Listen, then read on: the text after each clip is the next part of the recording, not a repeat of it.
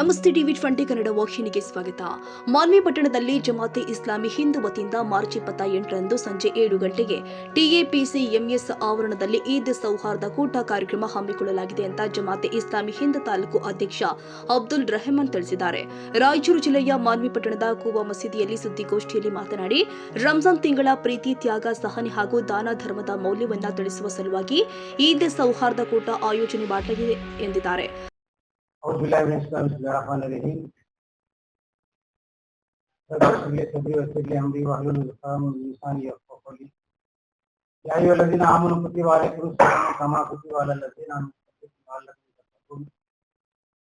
मोहतरम नाज़रीन, अस्सलाम वालेकुम रहमतुल्लाहि व बरकातहू। जमात इस्लामी हिंद मानवी की तरफ से ईद उल फितर के मौके पर तारीख 28 मार्च 2026 को बवक्त 7:15 बजे मकाम TAPC ग्राउंड के अंदर एक ईद सौहार्दा कोटा प्रोग्राम किया जा रहा है।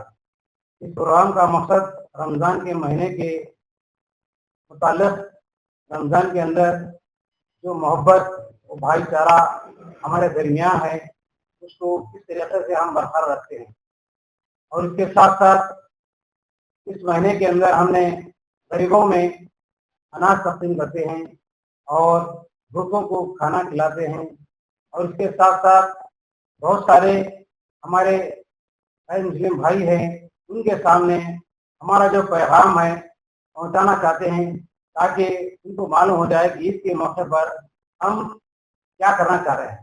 लेकिन हमारा मकसद ये है कि हम तमाम को अल्लाह ताला ने एक माँ बाप से पैदा किया है, इसीलिए हम तमाम एक हैं और एक मिलकर एक ही बनकर हम इस दुनिया के अंदर जिंदगी गुजारना है।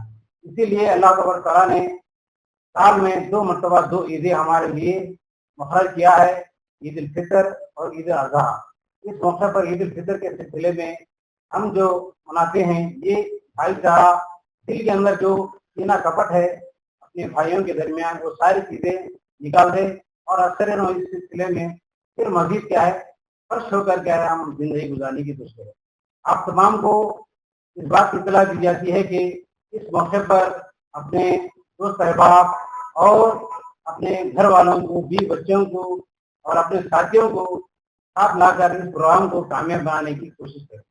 और उसके साथ साथ में आपका पत्रकार वालों का मैं शुक्रिया अदा करता हूँ, उन्होंने इस प्रोग्राम को ज़्यादा से ज़्यादा हाईलाइट करके इस प्रोग्राम को कामयाब करने की कोशिश करें। यह आपके अस्सलाम वालेकुम। ದೇಶದ ಸಮಸ್ತ ನಾಗರಿಕರಲ್ಲಿ ವಿನಂತಿ ಮಾಡಿಕೊಳ್ಳುವುದೆಂದರೆ ಇದೇ ದಿನಾಂಕ 28/3/2026 ಜಮಾತೆ ಇಸ್ಲಾಮಿ ಹಿಂದ್ ವತಿಯಿಂದ ಈದ್ ಸೌಹಾರ್ದ ಕೂಟವನ್ನು ಹಮ್ಮಿಕೊಳ್ಳಲಾಗಿದೆ.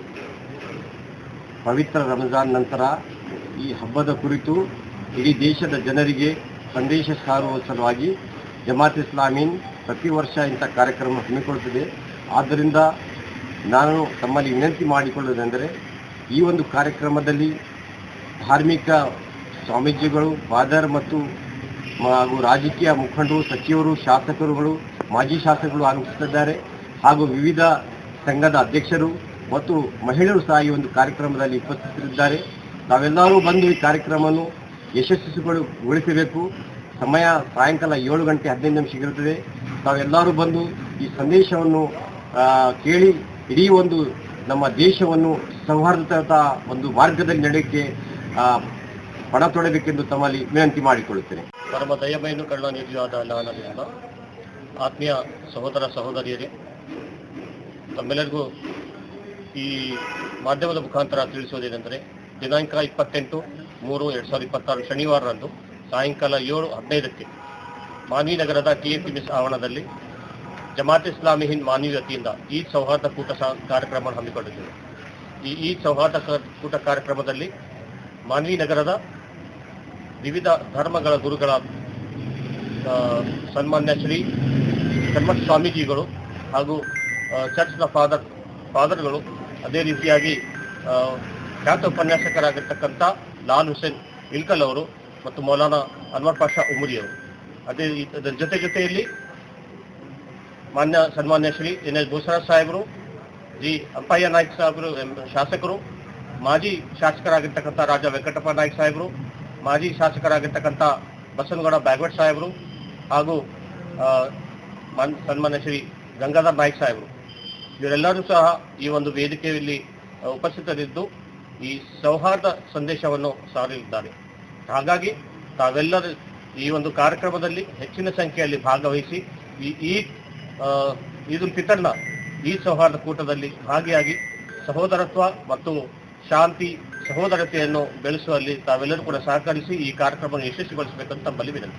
ಕಾರ್ಯಕ್ರಮದಲ್ಲಿ ಕಲ್ಮಠ ಸ್ವಾಮೀಜಿ, ಫಾದರ್ ವಿನ್ಸೆಂಟ್ ಸೇರಿ ಸಚಿವ ಬೋಸರಾಜು, ಶಾಸಕ ಹಂಪಯ್ಯ ನಾಯ್ಕ ಹಾಗೂ ಮಾಜಿ ಶಾಸಕರುಗಳು, ನಾನಾ ಸಮಾಜದ ಮುಖಂಡರು ಭಾಗವಹಿಸಲಿದ್ದಾರೆ ಎಂದಿದ್ದಾರೆ. ಸೈಯದ್ ಖಾದರ್ ಬಾಷಾ, ಟಿವಿ 20 ಕನ್ನಡ, ಮಾನ್ವಿ.